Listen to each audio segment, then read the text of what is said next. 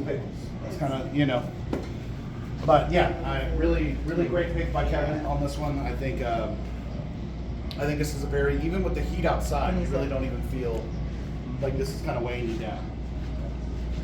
Yeah, and my last bit, I don't usually pair cheddar with red wine. I'm pretty staunch on pairing cheese with white wine for the most part because of the acidity level. But I think this kind of cuts through, and you definitely almost kind of get more of that dark berry, plum, blackberry kind of flavors that kind of come out of on the back end after you try some food with it. And this was Texas. Texas. Mm-hmm. Texas. You said Texas, man. It's all about business. What do you guys think? I think it's delicious. Yeah. Or working with the McPherson. You know, and that's kind of I just realized when I started and started it back up, it was actually on photo, so I didn't actually record what I was saying to begin with. Yeah, you don't need to be on TikTok. Yeah, I don't need to be on TikTok. Where was I going with that? Oh, yeah. Yeah, I mean, this, to me, it's a good example of Texas. You know, it's nice, easy, smooth. Like Cody said, I mean, man, you get rusty with this and you are locked in. You know, you're good to go. Yeah, I do have a question. Sure. So you said he sold off a part of his business to the was it the Granato family? Gallo family? Yeah, so 100%. He said, Gallo said, here's a big check. We want to just pull you under our portfolio, and you know, you're now, instead of being independent, you're not part of the Gallo family. Okay, gotcha. And so he's still working. Still does. I mean, he still, you know, still makes his, you know, Gallo, huge portfolio. But Dave, all he's got to do is worry about what Dave does. All Orin Swift wines. Anything that he may, you know, that's the locations, the Orin Swift cellars, the D66 stuff. That's all he has to concentrate on. It's just that little bit right there. We got Dave Finney, the almost custom winemaker, to separate their line from Gallo Spagnato. Yeah, I got you. It's just to kind of give you an example, like different wines that are under like the Gallo portfolio. You've got obviously Orin Swift cellars. You've got Winty. The Winty family is under the Gallo portfolio. Barefoot, they're under the Gallo portfolio. I mean, that kind of shows you how big they are. You know, they make, you know, your cardboard O's all the way to the like really expensive wines. So Cardboard O's? have you never Box heard wine? of cardboard O? Is that box wine? Is that? Yes. That's pretty good. Yeah, cardboard O. I'm gonna use that. Feel free. Again, thoughts? I mean, we like this. We get a home run with this. This one, because these grapes aren't actually coming from the Gallo family, they're coming from Kim McPherson. It's a little bit higher than some of the other locations, but it's not ridiculous. It's like $21, $22. Yeah, I mean, but you know, the rest of the locations' wines are like $17, $18. So I mean, not a huge price discrepancy there. You know, Dave, when you can get McPherson for less than $20 a bottle of wine. Oh yeah. He's like super light. I mean, the days for buying just a phenomenal bottle of wine for $20 are pretty much gone. Yes. Absolutely, and that's why we're doing these with 25% offset. All right, we ready for España? Next up. All righty, so next we go to the continent in Europe. Locations España. Everybody see, this used to be locations E, but he decided to change it, to put 2 letters in there. So we have ES, España. Everybody's like, yes, I go, yeah, Spanish, Españas. So again, this is a nice, you know, representation of Spain. You know, you've got great areas in Spain that he's pulling the grapes from, like Priorat, Umolier, Toro, Rioja, Ribera de Dura. My Spanish is terrible, so forgive me about that. Your blend on this is going to be Grenache, Tempranillo, Monastral, which is also known as Movedra, and Carignan. And again, this is a good representation of what Spanish wines are. How much was that? There's no percentage on this. Oh, okay, it's probably small. Yeah. Yeah. Oh, yeah. Yeah. Third one listed, so I mean, it's still fairly important on there. So we did this one. That's the. That was the taste we just had. Mhm. This one. Yes. And what have we got paired with this today, Mr. Cookie? So this guy is the Manchego, and that's going to be the fanned out guys right here. Yeah, paired with the Jamon Serrano. Ooh, you want with the Hamon? Jamon Serrano, yeah. Okay. Better prosciutto. The Jacob, Yes. And then Jamon Serrano right here. that, It's got a good amount. It's got a good amount of fat on there. So pardon that, but I think when you try these together, you know, there's a rule of thumb on these things. If it grows together, it goes together. Now they didn't grow together necessarily, but they did go together. Yeah. I'm sure the pigs were somewhere in the vineyard. Right. Varietals, cheese types. You know. running for life. Absolutely. And just I know it's good. I know. And Damn, that's good. I think the year after this was released, at the time Dave only had the 3 locations wines, España, France, and Italy. And James Suckling reviewed these and gave them all 90 plus points and said that they were the best value wines for under $20. Yeah, I see that. Which I definitely agree with him. I mean, these are, you know, and one of the things is like European wines can be kind of intimidating because they don't necessarily list grape varietals. You know, it's all about the region where they're coming from. But like I said, this is a good, like, kind of gateway. If you want to learn more about Spanish wine or kind of get introduced to Spanish wine, French wines, Italian wines, this will open up the door for you. Absolutely. And so, you know, you've had this, then you can go find a nice Rioja or a nice Pre-Rot. You know, I think this is a good like hand of cards here. Like you've got a lot to pick from to then say, oh, I'm going to try this single varietal, Right. based out of what you've been dealt here. Because this is really like it's smooth. It's got a little zip. It's got a little spice. Yeah. Right. Mhm. Makes me want a cigar. Yes, sir. Really does.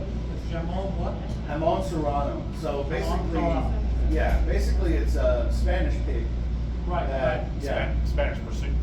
Spanish My wife was prosciutto. asking me the name, and I thought, the prosciutto, and I thought that not right. And we were talking the other day because, I mean, what we have here is the, Did you get some? oh, I got some. The lower end of the Hamon family, because you can get Hamon, there is, what is it, like $100 an ounce or something like that? Yeah, that's when they come out and cut it off the leg in front of you. Yeah, I mean, but, you know, when you get that, I mean, This is good commodity. Yeah. You know, good domestic. I mean, we all can't afford $100 an ounce of, you know, of Hamon. But it's like what you're saying with the wine. You get a taste of this and you go a little higher, right? It opens up the door. It opens the door, definitely. Thoughts? I like this very much. Yeah. It's a little strong. Where is that not have much alcohol? The dryness of the Tempranillo is balanced by the other. Yeah. I mean, it's got its own character, but it's not too far over. Some of these Grenade can be a little too sour. Yeah. Manchego, Tempranillo can be a little too dry for me, and this is really good. So far, And you the do, gold- and this is just me, you know, again, everybody's tastes are a little different, and I never discount when somebody tastes in wine. But I get a little dirt on the back end, you know, little dirtiness. And that's, you know, something kind of common in some Spanish wines. You get a little dirtiness to it, a little earthy. Okay. Yeah, tobacco-y. Yeah. So for us, we're trying to understand those flavors of what we're tasting because we're new to this. Oh, absolutely. We're trying to understand the flavor, and so when you say certain things, it clicks. It clicks, yeah. We're talking about that. And that's why, you know, Yeah. the winemaker's notes, I will never discount what somebody obviously makes the wine, says that they taste, because they made the wine, that's what they taste. Yeah. It's not necessarily what everybody will taste. Right, right. But it's the guy that made it, that's what he tastes. Yeah. Or the lady that's what she tasted. Yeah. You know, and again, I think it's okay whenever, like, you know, like you're talking about with the tasting notes. I was like you guys not too long ago, right? Yeah. And when I would hear things like dirt, sediment, Yeah. concrete, you know, that stuff to me was like, nah, you're full of that, right? Like I never really put that together. But whenever you really start sitting down, especially I've been in cheese so long, you really, whenever somebody says those words while you have the taste in your It's mouth, clicking, it's like. it clicks. it really does though. It's wild. Like dirt, like It's like when we had the Gruet and you guys were looking at the notes on there, Yeah. you said green apple. You know, Yeah. you were like, I can see the green apple now. Yeah. But then, you know, I said, but do you get the skin? Like the skin of the apple. Yeah. And then when I said, you're like, I get that. Yeah. I get that. You know, and it's, because sometimes it's on the tip of your tongue. Yeah. You're like, what is this? I don't know exactly what it is. And then when somebody says, it's flowers. Oh, okay, yeah, I get it. I get it. Oh, it's like licking a rock. Okay, I get it. it's recall, you know. Yeah, like yeah, yeah. You have to think back, like, I mean, I've probably eaten some dirt in my lifetime, you know, pretty recent. And, you know, it goes, you kind of get that recall in your mind of like smelling like a hot Texas day and smelling rocks. Yeah. Now, we're not eating rocks, but you smell But them. you smell it. But we have all licked a rock at one point. At some point, At some yeah. point in our life. Don't tell me that. Clean it up and swallowed it, and we had it in our mouth. Yeah, exactly, exactly. That's so. Stop that for a second, because I'm limited to the amount of time I can put up on there. Oh, you're doing it now. No, yeah. Oh, okay. You got the Bluetooth. Okay. This is from a customer. All right, we ready for Yes, abstract? absolutely. All right. I got to slow down because I got to drive. Hey, we kind of power through this. I mean, when it's a short class, we'll power through it. These are great wines. Okay, so we're back. We're back. Thank you. Now we're going on to abstract. Yeah, for sure. So when you get into the Orin Swift cellars, the OSCs, is what you'll see on the back of the labels. This is kind of like the entry level. Oh, it's people, yeah. This is kind of like the entry level of the their wines. This clock's in at about $30, $33. What you have here is a blend of Grenache, Syrah, and Petit Syrah.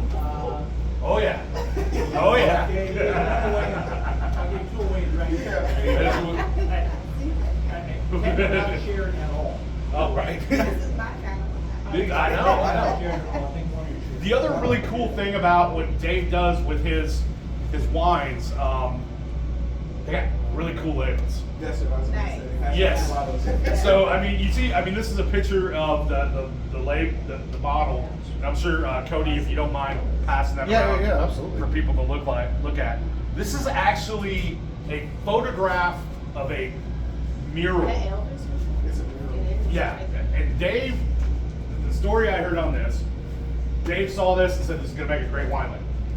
So this thing is huge, and he had to get up above it to take the picture of it so it would go on there. Oh, that's what's on the first cover.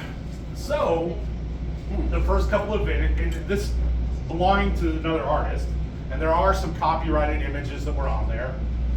The first couple of vintages, Dave kind of was able to sneak by with that, and after that, somebody said, yeah, these are some copywritten images on here. You might have to do some changing on that. So there was one particular vintage that was just a black label. The entire label was black. You can still kind of see some of this stuff on there, but it was just all black. And that was just so the artist can go through and kind of make some changes on there. Like if you look, there's the Marlboro Man on there, Yeah. but they redrew his mouth a little bit. I There thought you that was go. John Wayne actually. Yeah, exactly. The Marlboro Man. Yeah. I'm sorry, we're a little bit Yeah, older yeah. here, so you know. No, right on. Yeah. But if you look at some of those, you're like, that kind of looks like Elvis. Yeah. You know. That's what I thought, but it's not him. Oh, it is. They had to go and change it so it didn't look like Elvis, you know, because otherwise you got to pay Got you. Elvis Presley estate for using his likeness.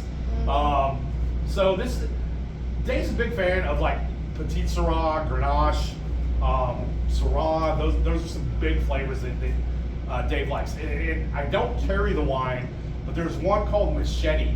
It's the opposite of this. Phenomenal. Where this is Grenache, Syrah, Petit Syrah.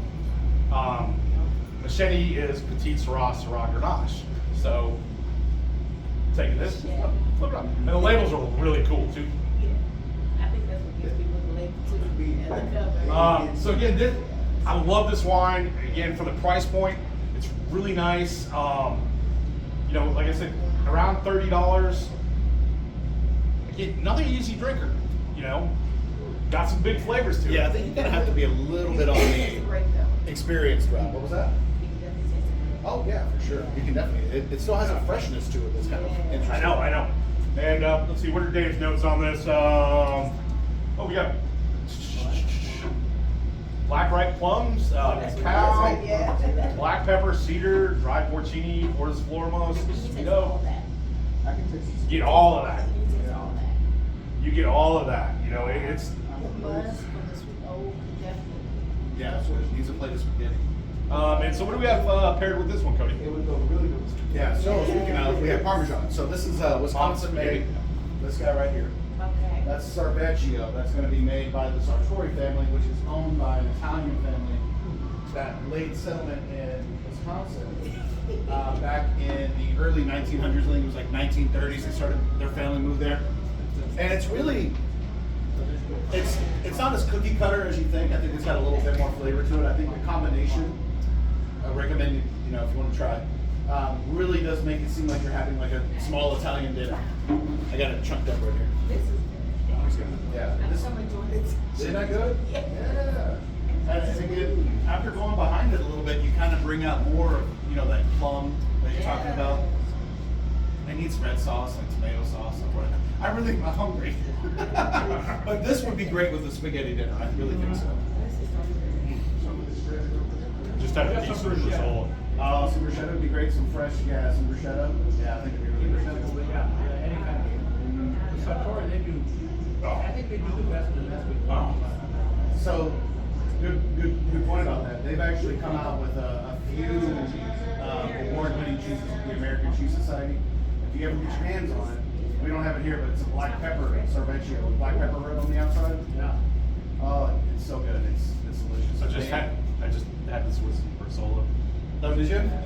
Oh, I bet the Brisolas. Oh. Brisolas, man, I could eat Brisola in my sleep. I can eat that in my sleep. Yeah, if you were to feed me this while I'm sleeping, I would be so happy. Yes. Thoughts, guys? I can make this a Yes. I would It is a meal. That'd be perfect. It's a boulder. I wouldn't kick this one out of bed for eating cookies. No. Oh I yeah. was about to say, it's a bolder wine Yeah. than the Texas one is. Now we're starting to see I mean, a little bit. I like them all. That's a Yeah. good ramp up. Yeah, it's, I mean, that's kind of, you know, we got this and we're going, whoop. And that's, you know, when we do these things, that's, hey, we're going to start light and we're going to just kind of ramp it up and get you Bold going. without being overpowered. Absolutely. Yes. Bold but balanced, that's the word. Bold but balanced. I like that. Yeah. You'll turn me into a wine beginner in no time. All right, guys, you're my newbies here, so I want to hear your thoughts. So I love the analogy to a spaghetti dinner Mhm. because this will go perfect with her spaghetti. And some of the cheese I just kind of grated over it, and that's a meal. Yeah, yeah. The taste for me is really light. I mean to me, but I love it. Yeah. So for me, I like something that's a little bit that kind of gives you a little bit more kick like the one before. But overall, I mean, it's really good wine. It's like, I like saying, like, if you're drinking, like, anything with Petit Syrah in it, Yeah. it's going to coat your tongue purple. It does. Yeah. Or your teeth are going to be purple. Really? I mean, yeah. When I get pulled over on the way home, I'm like, No, I've been drinking wine. No, it's not. Not me, not me. It's very powering. And I know you guys, you know, we're starting out with kind of a little bit lighter, sweeter kind of things. Yeah. And wanted to learn more. I mean, so what are your thoughts so far? Well, you were right. You know, riding your taste buds on something different. Mhm. The dry or the musk taste. It's not bad. Yeah. You I know, can actually do it. it just kind of gave us the look of not judging the bottle by the cover. Yeah. Yeah. Because I think we both agreed before you opened up that bottle, we're like, we know we're not gonna like that one. Yeah. It's, I mean, sometimes, you know, you'll see a label and you'll be like, I don't know about that. Yeah. But, you know, otherwise you're like, hey, that's a really cool label. But then you open it up, you're like, oh man, that's terrible. Yeah. But I mean, that's the one thing that's going to get you, that draws you in, is what's Yeah. on the outside. Okay, let's have these cool labels and You know, like I said, a lot of times it might be a cool label, but nothing really cool in the bottle. It's all up front. It's all on the label. Yeah. I don't know. That's So, how so, so if I'm just picking a wine at random, if I'm picking a red wine, how do I know if it's gonna be like super dry or if it's not gonna be sweet for me? Is there something on there that's gonna indicate that? Well, Good question. there is a section that has sweet wine. Okay, and I remember you showing us that. Okay, if you stay out of that section, you're gonna be into drier wines. I got you. Now you also might find some wines that are a little bit fruitier, you know, fruit forward. They have more fruit to it, not as tannic, you know, not as big and bold as this, but they have, you know, like you get more like raspberry notes to it. Okay. You know, the raspberry or cherry will be very upfront, Okay. you know, and you don't get the tannins or the dryness or you know any of those like baking spices or harder, you know, like flavors like these wines have. You know, you won't get the earthy or the porcini dust or you know anything like that. Moss Forest Floor. Moss Forest Floor. Because the dry and the musk got like two different like tastes to it. Like it's not the same. Yeah. And I feel like I'm very excited to notice the difference of a musk versus a dry wine. And these are all dry. Yeah. Everything we have. The nuts in here is a sweet wine. You know. Yeah. Now, dry in the sense of just my thing is dry wine to me always gives you that dried out, Yeah. the side of your mouth. You get that Yes. snack. Yes. Yeah. That's Yes. none of these do that. No, And to me, that's a sign of a exactly. quality wine. That And, can still and be when you considered get dry. that dry in the side of your Yeah. mouth, that bite here, Yeah. that's the tannins. That's tannins, yeah. Okay. That's very high tannins, you Okay, know, okay. which some wines, they have to have those just to kind of balance things out or whatever. Hey man, we gotta have those tannins. We gotta have, Yeah. they gotta be punchy, you know, we gotta get them in there. These are really good. They don't have that. Right, and that's one thing. And I think that's what No, I don't know, there are tannins here, but it's not, it's not predominant. They're not- That's not what comes through. They're not what they would call gripping tannins. Yes. Okay. Okay. And if you don't mind me asking, what is that tannins? What is, Tannins come from the skin of the grape. Okay, and that's what kind of dries your mouth out. Like I said, you get that kind of bite. You know, Yeah. kind of hard to show in the beard, but kind of back here. You know, It gets you real get dry. that little bite, kind of in the back of your mouth, and then your mouth gets like really dry. Super dry. Yeah, that's your tannins. Okay. You know, one thing about these wines though, the acidity, that kind of brightness that's in it. Yeah. You know, these are nice balance in the acid. They're not like, wow, you know, just really punchy in your face. But it's just, that's smooth. You know, everything about these wines are smooth. Very smooth. Little berry whites. yeah. I will say that in between, I had a mouthful of Sartori, of the Sorbecchio, and then I brought that behind it. And you say there is Zen or Syrah? No.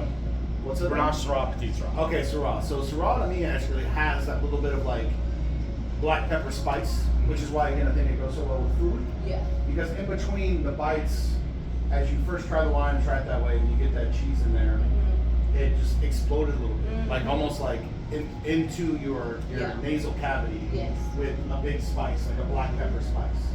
And that to me, I'm just a big fan of. If I'm having wine, I like food, and that to me is how I do it. Yes, Mr. Tom. Got a question. On the abstract here at the end, it says, 31% new alcohol / volume 15.3%. Okay, so the French oak, aged for 8 months in French oak, Okay. 31% of the oak that they used was new. Ah, Yeah, I know it's just kind of when you're copying and pasting. okay, so then, yeah, the alcohol by volume is a separate. It's a 15 point. I couldn't figure out. Oh, 31% new alcohol. No. It's new alcohol, it's 15. I was about to say, yeah, that's. Does it make the that's wine a little taste any cool. different? Does it make the wine taste any different? What's that? With the new with Yes, the new oak? does it absolutely, make- absolutely. Oh, yeah. Because the new oak, you're gonna get more of the tannins come out from that. Okay. It brings more flavor to it because the only thing, I mean, they've charred the barrels, and it just depends on how, you know, if it's deep char, light char. Won't get too, you know, in your head about that. But you know, so that's 31% of the wine, brand new oak, nothing's been in it. When you've used the used oak, it mellows things down a little bit, you know, because there's been wine in there before, so it's pulled some of the tannins out, pulled some of the flavors out. So, you know, when you take that other 69% and blend, you know, from the old oak or the used oak with 31% of the new oak brings those flavors together. Alrighty, are you guys ready for 8 years? I don't know, this is pretty good stuff. I know. Hey, luckily we'll be able to revisit anything afterwards. Oh yeah, we better not go. That's why we got some cheese and meats for you. Yeah. Get something. And that's why I went to Portillo's before I got Yeah, I here. need a burger. So again, like I was talking about earlier, Dave is known. Prisoner is what put him on the map. That was his baby. Again, sold it. His 8 years in the desert, or the 8 years he was not allowed to work with Zinfandel.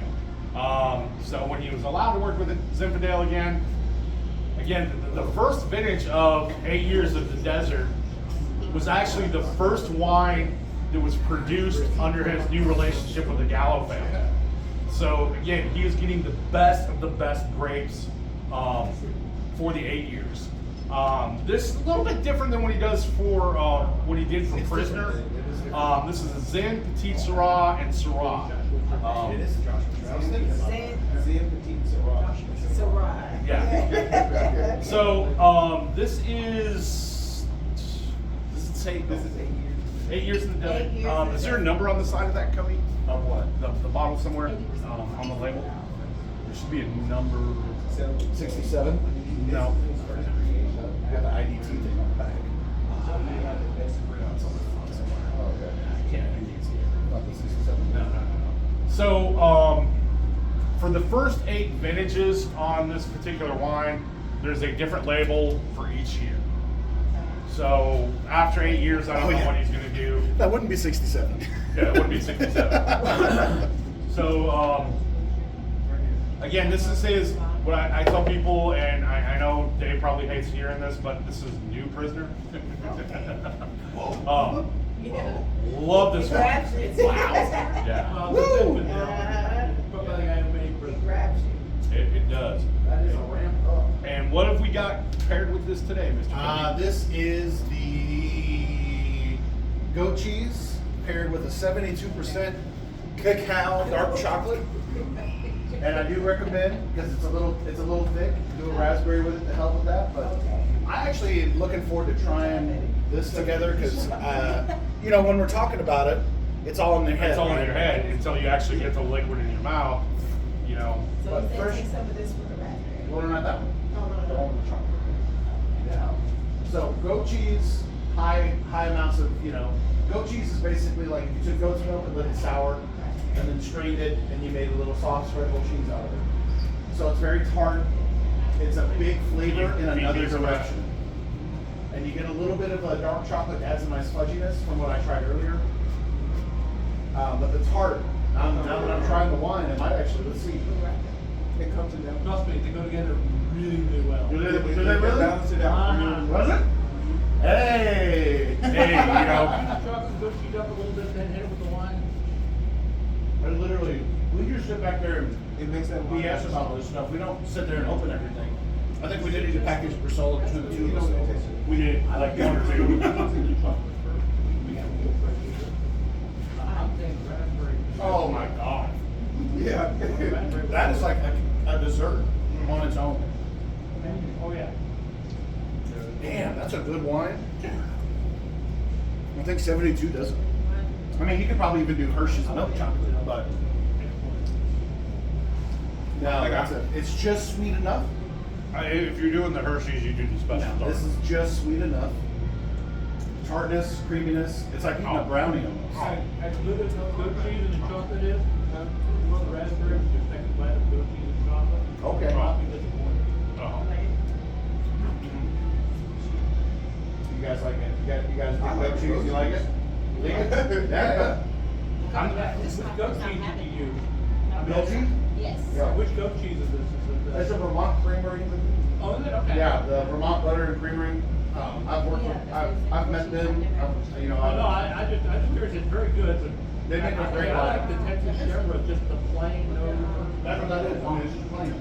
Yeah, I know, I just say that. See what I mean? When you put the strawberry in there, it actually cut down all the sweetness, but it went long. It went boom. You know what's perfect? What's perfect is when you